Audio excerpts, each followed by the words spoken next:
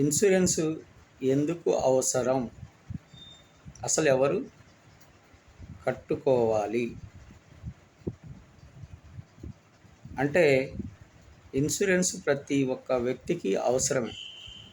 ఆరోగ్యము, ఆదాయము ఉన్న ప్రతి ఒక్క వ్యక్తి ఇన్సూరెన్స్ అనేది కట్టుకోవాల్సిందే.